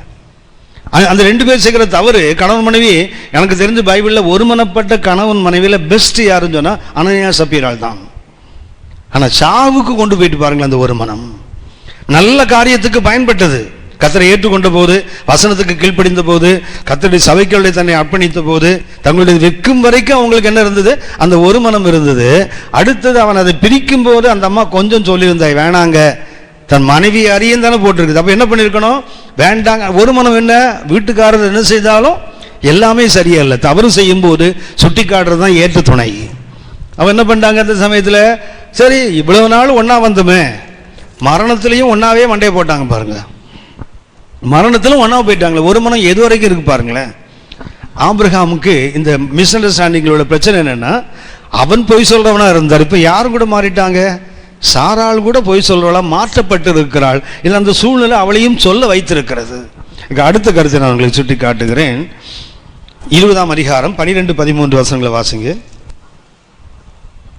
அவள் என் சகோதரி என்பதும் மெய்த்தான். என்ன சொல்லலாம் அப்படின்னா, பாவம் செய்கிறோங்கிற உணர்வே இல்லாமல் போச்சு பாருங்க ஆபிரகாமுக்கு. அவன் கேட்குறான், அபிமலை கூட்டு கேட்குறான், ஏன்டா போய் சொன்னேன், என்ன அக்கிரமத்தை கண்டு நீ இப்படி ஒரு பெரிய பாதகத்தை என் மேலே சுமத்தினையே. அப்படி சொல்லும்போது என்ன பண்ணுறாங்களா, சாரின்னு சொல்லலை பாருங்களேன், வருத்தப்படவில்லை, மாற என்ன பண்ணுறாரு, நியாயப்படுத்துகிறார். என்ன ஆகும்னு சொன்னால், இந்த மிஸ் அண்டர்ஸ்டாண்டிங்கில் பிரச்சனை என்னென்னா, தவறு செய்வதாகவே உணர்வு இல்லாமல் போயிடும். அப்புறம் என்ன பண்ணுவோம் தெரியுங்களா, செய்த தவறுகளுக்கு நியாயப்படுத்துவோம், ரீசனிங். சாப்பிடக்கூடாதுன்னு சொன்னால் சாப்பிட்டாங்க, சாப்பிட்டவர் வந்து கேட்டால் என்ன சொல்கிறாரு, முதல்ல ஆன்சர் ரெடியாக மைண்டில் வச்சுருக்கான் பாருங்க. நான் விலக்கின கனியை சாப்பிட்டாயா அப்படின்னு கேட்பாருன்னு இவனுக்கு முதல்ல தெரியும். தெரிஞ்சுட்டு என்ன பண்ணுறான், கேட்டால் டொப்புன்னு தூக்கி ஒன்று தலையில் போட்டுடணும், நீர் என்னோடு இருக்கும்படி தந்த ஸ்திரீ அப்படின்னா முதல்ல பிளான் பண்ணிட்டான். தப்பு. ஏவாள் கனியை கொடுக்குறாங்க, ஆதாம் அதை வாங்கும்போது என்ன பண்ணுற உங்களுக்கு தெரியும், ஆதாமும் ஏவாளும் சர்ப்பமும் பேசிகிட்டு இருக்கும்போது இவர் கூட தான் உட்காந்துருக்கிறாரு. என்ன பண்ணலை, தடுக்கலை, மாற என்ன பண்ணுறாரு, அவள் வாங்கி கொடுத்த போது மறுக்கவும் இல்லை, அதை வாங்கி சாப்பிடும்போது மனசுக்குள்ளே என்ன இருக்குது, மாட்டுனா அவளை முன்னாடி தள்ளி விட்டுலாம். மாட்டுனா என்ன பண்ணலாம், நீர் என்னோடு இருக்கும்படி தந்த ஸ்திரீ. ஒரே கல்லில் ரெண்டு வாங்க, முதல்ல கத்தருக்கு ஒரு அறை, நானா கேட்டேன் நீ தானே கொடுத்த, அடுத்தது என்ன, நானா வேணாம் நீங்கள் கொடுத்தவங்க தான் எனக்கு கொடுக்க, நான் இல்லை அப்படின்னா முதல்ல பிளான் பண்ணிட்டான். அவள் கனியை பேசி அந்த டீல் நடக்கும்போது இவர் முடிவு பண்ணிட்டாரு, என்ன லாபம், ஒருவேளை இந்த கனியை சாப்பிட்டு நமக்கு ஒன்றும் வரலன்னா லாபம் நமக்கு வரட்டும், கொள்ள கனியை சாப்பிட்டு நஷ்டம் வந்தால் யாருக்கு போகட்டும், ஆதலில் விடியட்டும், அவ்வளோதான். ஒரு வீட்டில் 2 பையங்க, உங்களுக்கு தெரியும், அந்த பெரிய பையன் இருக்கான் தெரியுங்களா, எப்பயுமே கொஞ்சம் தத்தியாக இருக்கும் சரியா, 2வது உள்ளது பயங்கர புத்திசாலி கிரிமினலாக இருக்கும். ஆமாவா, இங்கே யாரும் 2வது இல்லையே, சண்டைக்கு வந்துட போகிறீங்க. அப்புறம் பார்த்தீங்கன்னா அந்த முதல்ல உள்ளது ரொம்ப தத்தி ஐயோபாவமாக இருக்கும். 2வது உள்ளது இருக்குது. ஒரு நாள் என்ன பண்ணாங்க, அவங்க அப்பா வீட்டிலேருந்து மார்க்கெட் கிளம்புறாரு. உடனே 2 பேர் என்ன பண்ணாங்க தெரியுங்களா, ஒருத்தன் முன்னாடி ஒருத்தன் பின்னாடி ஏறிப்பான். ஏறிட்டு என்ன பண்ணாங்க, அம்மா வந்து சொன்னாங்க, டேய் மார்க்கெட் போகக்கூடாது, போனால் நீங்கள் அது வாங்குறதுன்னு கேட்பீங்க, அதனால் மார்க்கெட் போகக்கூடாது, கீழே இறங்குங்கடா. இல்லை மாமி நாங்கள் கேட்கவே மாட்டோம், அப்பா தொல்லையே பண்ண மாட்டோம், நாங்கள் பாட்டு சும்மா போயிட்டு வந்துடுறோம், வீட்டில் லீவில் இருக்குல்ல போர் அடி, சும்மா போயிட்டு வந்துடுறோம். போயிட்டாங்க அப்பா, 2 பிள்ளைங்களும் போயிட்டாங்க. மார்க்கெட்டில் எப்படி சுற்றிட்டு இருக்கும்போது திடீர்னு ஒரு கடை வந்தோடனே சின்ன பையன் நிற்கிறான். அப்படியே என்னடா அது வாங்கி கொடுங்க. உடனே பெரியவன் இருக்கிறானே கம்முன்னு நிற்கிறான். சின்னவர் என்னப்பா அதை வாங்கி கொடுங்க. உடனே அப்பா சொன்னான், டே மம்மி என்ன சொன்னாங்க ஞாபகம் இருக்குதா, சொன்னாங்க தான், அடிப்பாங்க தான், அதுக்காக வாங்காமலாம் முடியும், நீ வாங்கி கொடுங்க, நான் சாப்பிட்டு அப்புறம் அடி வாங்கிக்கிறேன். பெரியவன் வாயே திறக்கல, கம்முனுக்கு. அதே தெரியுங்களா, வாங்கி கொடுத்தா இவனுக்கு நமக்கு தராமல் வாங்கி கொடுக்க மாட்டார், உரப்பட்டு அவன் தான் சொல்லி தப்பிடலாம்ல. ஏமாளி மாதிரி இருந்துட்டு விற்கிற ஆசாமி இந்த முதல்லாம். 2வது இருக்குது தருதல் என்ன பண்ணோம், கூடடா வடடா, அந்த இளையகுமாரனை பாருங்க சண்டை போட்டு வாங்கிட்டு போயிட்டான்ல.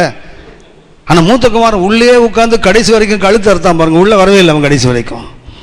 அப்பனையும் உள்ளே போக விடலை, அவனும் உள்ளே வரல. இளையகுமாரனாவது ஒரு காலத்தை வருந்தி வந்துட்டான். இதுதான் ஆதாம் ஏவாளுக்கு என்ன, அந்த மூத்த குமாரன் புத்தி என்ன புத்தி, லாபம் வந்தா வாங்கிப்போம், நஷ்டம் வந்தா அவளை தள்ளி விட்டு வேடிக்கை பார்த்தான். இதுதானே, கவனித்துக் கொள்ளுங்கள். இங்க என்ன போட்டுதுங்களா, பாவம் செய்விட அவனுக்கு என்ன லாபம், நமக்கு உணர்வே இல்லை, அதுதானே இவங்களுக்கு இருக்குது. அவன் கேட்கிறான், என்ன அநியாயத்தை கண்டு நீ உன் மனைவியை சகோதரின்னு சொன்ன. அதுக்கு ஆபிரகாம் சொல்ற பதில பாருங்க, 12ஆம் வசனம் வாசிங்க. என் தகப்பனுக்கு குமாரத்தி. எப்படி நியாயப்படுத்தலாம் பாருங்க, தகப்பனுக்கு குமாரத்தி தான், என் தாய்க்கும் குமாரத்தி அல்ல. அதுக்கு அர்த்தம் என்ன, ஒரு அப்பா 2 அம்மா. என் தகப்பனுக்கு அவள் குமாரத்தி, என் தாய்க்கு அவள் மகள் இல்லைன்னு சொன்னா, என் தகப்பனுக்கு 2 மனைவிகள், அதுல ஒரு பிள்ளையோடது ஒரு மனைவியோட பிள்ளை நான், இன்னொரு மனைவியோட பிள்ளை யாரு, சாராள். அப்படின்னா அவ யார், எனக்கு தங்கை தான், நான் இன்னைக்கு மனைவி இல்லை அப்படின்னு என்ன பண்றான் தெரியுங்களா, பாதி பொய் சொல்றான், பாதி உண்மை. எப்போதுமே பொய்யை விட பொல்லாதது பாதி உண்மை. பொய்யை கூட சொல்லிடலாம், என்ன பண்ணக்கூடாது, பாதி உண்மை இருக்கு, ரொம்ப ஆபத்தானது. ஒரு பாட்டிலில் விஷத்தை வச்சுக்கிட்டு மேலே தேன் எழுதி ஒட்டினா, ஒரு பாட்டில் இருப்பது விஷம், மேலே என்ன பண்ணுறோம், தேன். எவனா ஒருத்தர் மருந்து சாப்பிட்றோம், ஒரு பவுடர் தூக்கி போட்டு கொஞ்சம் குழச்சி அடித்தான்னு வச்சிங்களேன், யாருக்கு பிரச்சனை? கேட்டால் என்ன சொல்லுவான், இது முன்னாடி தேன் இருந்த பாட்டில், அதில் நான் ஒட்டலை, அதில் என்ன இருந்தேன், விஷத்தை நான் ஊற்றிட்டேன், அவ்வளவுதான், நானா எழுதி ஒட்டினேன்.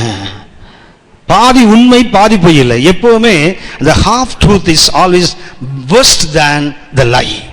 பொய்யை விட பாதி உண்மை இருக்கு தெரியுங்களா? ரொம்ப டேஞ்சர். என்ன சொல்லணும்?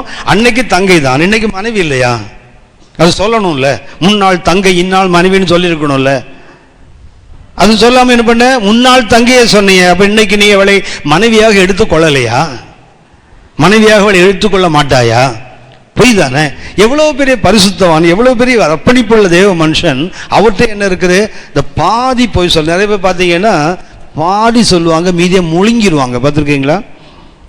போனா ஆமா, அப்புறம் ஒன்றும் இல்லை, பார்க்கக்கூடாத வந்து பார்த்துருப்பான். சொன்னால் வீட்டில் அப்போவே யுத்த காலம் வந்துடும் தெரியும், பாதியை நிறுத்திடுவான். போனேன்னா அப்புறம் கேட்டா நீங்கள் அங்கே உங்களை பார்த்தீங்களாமா? நான் தான் அன்னைக்கே சொன்னேன்ல போனேன்னு, பார்த்தேன்னு சொல்லலையே. அது எப்படின்னா அந்த மதுமையில் போன மாதிரி சொல்லவும் சொல்லணும், முழுசாவும் சொல்லக்கூடாது. மாட்டுனா எஸ்கேப். அப்போ நான் முதல்ல சொன்னேனே உங்களுக்கு, இந்த லூவில் ஒன்று சொன்னேன்ல, ஒரு நிலத்தை விற்றா கூட என்ன செய்யணும்? திருப்பி அதை வாங்குற மாதிரி தான் அதை வைக்கணும். அதே மாதிரி நம்ம ஆள் எதை செய்தாலும் என்ன பண்ணுவான் தெரியுங்களா? ரெண்டு பக்கத்துலேயும் கேட்ச் ஆன் தி வால் தான். பூனை மதில் மேலே இருக்க மாதிரி எந்த பக்கம் குறிக்கும், எந்த பக்கம் வசதியோ அந்த பக்கம் நாங்கள் குறிச்சுப்போம். அது அல்ல. ஆபிரகாம் இருந்த தவறு அதுதான். அதுக்கு அடுத்த ஒன்று, அதாவது பாவம் செய்கிறவங்கிற உணர்வு இன்றைக்கு அநேக தேவ ஜனங்களுக்கு இல்லை. அடுத்தது லேம் எக்ஸ்கியூசஸ், நொண்டி சாக்கு. என்ன செய்யக்கூடாது? அதாவது தப்பை செய்துட்டு அதை மூடி மறைப்பதுக்கு என்ன பண்ணக்கூடாது? மேலே மேலே மேலே மேலே தவறை பில்டப் பண்ணிட்டே போகக்கூடாது. லேம் எக்ஸ்கியூசஸ். 20ஆம் அதிகாரம் 9 முதல் 11 வரை வாசிங்க. அப்பொழுது அபிமெலேக்கு ஆபிரகாமை அழைப்பித்து, நீ எங்களுக்கு என்ன காரியம் செய்தாய்? நீ என் மேலும் என் ராஜ்யத்தின் மேலும் கொடிய பாவம் சுமர பண்ணுகிறதற்கு உனக்கு நான் என்ன குற்றம் செய்தேன்? செய்யத்தகாத காரியங்களை என்னிடத்தில் செய்தாயே என்றான். பின்னும் அபிமெலேக் ஆபிரகாமை நோக்கி, என்னத்தை கண்டு நீ இந்த காரியத்தை செய்தாய் என்றான். அதற்கு ஆபிரகாம், இவ்விடத்தில் தெய்வ பயம் இல்லை என்று. என்ன சொல்றார்? உடனே இவன் செய்த தவறுக்கு அவர் எதை சுட்டி காட்டுகிறார்? அவங்க மேலே பழிய போடுறான். இந்த இடத்துல தெய்வ பயம் இல்லை. எப்போதுமே பார்த்தீங்கன்னா நாம் செய்கிற தவறை நாம் ஏற்றுக்கொள்வதே இல்லை. நான் ஏன் செய்தேன்? அவர் அப்படி செய்தார்ல, அவர் அப்படி இருப்பார்ல, இப்படி என்ன பண்றோம்? பிறர் மேல்னு சொல்ல போனால் லேம் எக்ஸ்கியூசஸ். நமக்கு தெரிந்த நல்ல உதாரணம் யாத்திராகம் 32ஆம் அதிகாரம். யாத்திராகம் 32ஆம் அதிகாரம் 21 முதல் 24 வரை வாசிங்க. யாத்திராகமும் 32. பின்பு மோசே ஆரோனை நோக்கி, பொன் கண்டுக்குட்டியை செய்துட்டாங்க. மோசே ஆரோனை பார்த்து கேட்கிறாய், நீ இந்த ஜனங்கள் மேல் இந்த பெரும் பாதகத்தை சுமத்துகிறதற்கு இவர்கள் உனக்கு என்ன செய்தார்கள்? என்ன கேட்கிறான்? இவ்வளவு பெரிய பொன் கண்டுக்குட்டியை செய்து ஜனங்களுடைய கிருபையெல்லாம் அழிச்சு போடுறிய, அதுக்கு அவங்க உனக்கு என்னையா தப்பு பண்ணாங்க அப்படின்னு கேட்டா, அதற்கு ஆரோன், என் ஆண்டவனுக்கு கோபம் மூளாதிருப்பதாக இது பொல்லாத ஜனம் என்று நீர் அறிந்திருக்கிறீர். அது இவன் தப்பு பண்ணதுக்கு யாரை கொண்டு குற்றம் சாட்டுறான்? அந்த ஜனங்களை. இவர்கள் என்னை நோக்கி, எங்களுக்கு முன் செல்லும் தெய்வங்களை எங்களுக்கு உண்டு பண்ணும், எகிப்து தேசத்திலிருந்து எங்களை அழைத்து கொண்டு வந்த அந்த மோசேக்கு என்ன சம்பவித்ததோ அறியோம் என்றார்கள். அறியோம் என்ற கவனிச்சிங்க. அதாவது என்ன பண்றோம்னா, உங்களுக்கு சொன்னேனே, தென்னை மரத்தில் தேங்காய் பறிக்க ஒருத்தன் ஏறுனா மாட்டிக்கிட்டான். கீழே தோட்டக்காரன் வந்துட்டான். வந்தா என்ன பண்ணானா, டே எங்கடா மேலே ஏற? அதோட மாட்டுக்கு புல்லு பறிக்க ஏறினாங்க. தென்னை மரத்தில் யாருடா புல்லு? அதான் இல்லைன்னு கீழே இறங்கிட்டு இருக்கேன்ல. அதே புத்தி தான் நமக்கு. மாட்டிக்கிட்டா எப்படியாவது ஒரு காரணம் வச்சிருப்போம் தப்புறதுக்கு. எந்த ஊர்லடா தென்னை மரத்துல புல்லு வளையும்? அதே தான். நீ என்ன சொல்றான் பாருங்க, இந்த ஜனங்களுக்கு இப்படிப்பட்ட ஒரு விக்கிரகத்தை படைப்பதற்கு என்ன தப்பு இவங்ககிட்ட கண்டீங்க? அவன் சொல்றான், இந்த ஜனங்கள் யாரு? பொல்லாத ஜனங்கள். அப்பொழுது நான், பொன்னுடைமை உடையவர்கள் எவர்களோ அவர்கள் சொன்னது இல்லை, எங்களுக்கு முன்னு செல்லும் மோசே செத்து போயிட்டாரு, எங்களுக்கு முன்னாடி செல்ல தெய்வங்களே எங்களுக்கு உண்டாக்குன்னு சொன்னானா. சொன்னோன்னு இவர் என்ன பண்ணாரா, பொன்னுடைமை உள்ளவர்கள் இவர்களோ அவர்கள் அதை கழற்றி தரக்கடவர்கள் என்றேன். அவர்கள் அப்படியே செய்தார்கள். அதை அக்னியிலே போட்டு, கவனிங்களா என்ன மாதிரி புழுவுறான் பாருங்களேன். அதை வாங்கி என்ன பண்ணாராம்? அக்னியிலே அடுப்புல போட்டாராம். அதிலிருந்து இந்த கன்றுக்குட்டி வந்தது என்றான். மோல்டு இல்லாம எப்படிடா கண்ணு வரும்? மோல்டு இல்லாம பேட்டர்ன் இல்லாம எப்படி கண்ணுக்குட்டி வரும்? எல்லாத்தையும் செய்து வச்சுட்டு எப்படி புழுவுறான் பாருங்களேன் ஆளு. பொண்ணுடைமையோட கேட்டேன், கொடுத்தாங்க, தூக்கி அடுப்புல போட்டாராம். அதுல இருந்து என்ன வந்துதான்? இதுதான் நொண்டி சாக்கு. நிறைய சாமுவேல் கேட்பாரு, நான் கேட்குற ஆடு மாடுகளின் சத்தம் என்ன சொல்லுவான், நான் தான்ப்பா, அவங்க ஜனங்கள் தான் தெரியுமே, அந்த ஜனங்கள்லாம் என்ன கொன்னுடுவாங்கன்னு பயந்து என்ன பண்ணிட்டேன், ஜனங்கள் வந்து பொல்லாதவங்க நினச்சி என்ன பண்ண அதெல்லாம் விட்டுட்டேன். ஆக்சுவலாக இவன் தனக்காக வைத்து கொள்ளுகிறான். கேட்டால் என்ன பண்ணிட்டான், சாக்கு போக்கு. ஆபிரகாமிட்டும் இதெல்லாம் இருந்தது. இதெல்லாம் நமக்கு ரொம்ப அடிப்படையான ஆவிக்குரிய பாடங்கள். இதெல்லாம் குறிப்பாக ஊழியம் செய்கிறவங்களுக்கு ரொம்ப ரொம்ப தேவையானது. இந்த மிஸ் அண்டர்ஸ்டாண்டிங் இருக்குது தெரியுங்களா, கவனித்து பார்த்தீங்கன்னா தெரியும். ஒரு சந்தர்ப்பத்தை வச்சுட்டு நம்ம ஒருத்தர் மேலே ஒரு டிசிஷன் வந்துடுவோம். அதுக்கப்புறம் அவங்க என்ன சொன்னாலும் நம்ம இந்த எண்ணம் மாறவே மாறாது அவங்க மேலே. அவன் எவ்வளவு நல்லவன்னு தன்னை நிரூபித்தாலும் என்ன செய்வாங்களே, நடிக்கிறான்னு தான் தோணும் அதுக்கப்புறம். அதனால் பேசிக்காக அந்த மிஸ் அண்டர்ஸ்டாண்டிங் வராமல் பார்த்துக்கணும். குறிப்பாக இது ரொம்ப அடிப்படையான ஆவிக்குரிய பாடம். காண்பதை விசுவாசிப்பது இருக்குது, விசுவாசிப்பதை காண்பது இருக்குது. இன்றைக்கு ஊழியம் செய்கிற உங்களுக்கு எனக்கு இதான் வேண்டும். கர்த்தருடைய வசனம் என்ன சொல்லுதோ, கர்த்தர் நமக்கு எதை நமக்கு காண்பித்திருக்கிறாரோ அதை விசுவாசித்து பார்க்கணுமே தவிர. நல்லா கவனிச்சு பாருங்க, மோசே பிறந்தானா, குழந்தை அழகுள்ளது தானே, எப்படி அழகா இருந்தது, தோல் நல்லா இருந்தது நினைக்கிறீங்களா? எபிரேயர் 11:23 வாசிங்க. எபிரேயர் 11:23. மோசே பிறந்த போது அவனுடைய தாய் தகப்பன்மார்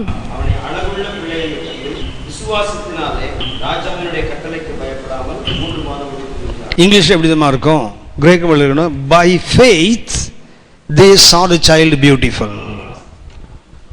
பிள்ளை அழகுள்ளது என்று கண்டு விசுவாசத்தினால ராஜாவுக்கு பயப்படாமல் ஒழிச்சு வச்சாங்கன்னு தமிழில் இருக்கு இல்லையா, ஆங்கிலத்தை பார்த்தா by faith they saw the child beautiful. அது எப்படி பார்த்தாங்களாம், விசுவாசத்தோடு பிள்ளையை பார்த்ததுனால அது அழகா இருந்ததாம். அழகா இருந்ததுனால விசுவாசத்தினால ஒழிச்சு வச்சாங்க தமிழில். நான் ஆங்கிலத்தை பார்த்தீங்கன்னா by faith they saw the child beautiful. விசுவாசத்தோடு பார்த்தா எந்த குழந்தையும் அழகாக தான் இருக்கும். விசுவாசத்தோடு பார்த்தால் எந்த குழந்தையும் அழகுதான். ஏன்னா கர்த்தர் ஒவ்வொரு குழந்தை மேலும் ஒரு திட்டத்தை வைத்து தான் உலகத்தில் அனுப்புகிறார். நாம் எப்படி பார்க்குறோம் சொன்னால், மாம்சத்தில் எதை காண்கிறோம், மூக்கு அழகாக இருக்குது, சப்பையாக இருக்கு பாரு, குழந்தை வந்து பிறந்தது பாரு சனியை, அப்படி தான் பார்க்குறோம். எனக்கு பிள்ளைய பாரு, அவன் தாத்தா மூஞ்சி மாதிரி திருட்டு மூஞ்சி அப்படியே வந்திருக்கு, அப்படி தான் பார்க்குறோம். இருப்பதை பார்க்காதீங்க, நீங்கள் விசுவாசிங்க. இந்த பிள்ளையை கர்த்தர் ஒரு விசேஷ நோக்கத்தோடு கொடுத்துருக்கிறார். விசுவாசத்தோடு பார்த்தால் காண்பது எப்படி தான் இருக்கும், அழகாக தான் இருக்கும்.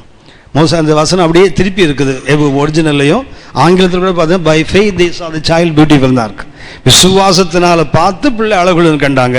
தமிழ் அழகா இருந்ததுன்னு கண்டு விசுவாசத்தினால ஒழிச்சு வச்சது விசுவாசம், அன்னைக்கு பார்ப்பதற்கு விசுவாசம் ஆங்கிலத்தில். இந்த தவறான புரிந்துகொள்ளின் பயணத்தில் விசுவாசிகளும் பாவம் செய்வார்கள், பரலோகம் அதை கண்டுகொள்ளாது என்று எண்ணிவிடக்கூடாது. யார் பாவம் செய்தாலும் பரலோகம் பார்த்து கொள்வது மாத்திரமல்ல, குற்றவாளியை குற்றமற்றவனாக விடாத ஒரு தேவன். நம்ம ஏன் பாவம் செய்கிறோம், இன்னும் பழைய ஜென்ம சுவாபம் நம்மகிட்ட இருக்குது. இரண்டாவதாக, எங்கிருந்து கர்த்தர் நம்ம தூக்கி எடுத்தாரோ மறுபடியும் அந்த பாவச்சேற்றுக்குள்ளே திரும்பி போகக்கூடாது. அடிமைத்தனத்து நுகத்திலிருந்து விடுதலை ஆக்கிட்டாரு, மறுபடியும் நாம் அந்த நுகத்துக்குள்ளே போவோமானால் பிரச்சனைக்கு நாம் தான் சொந்தமே தவிர கர்த்தர் அல்ல அதுக்கு பொறுப்பு. நாம் ஜெபிப்போம்.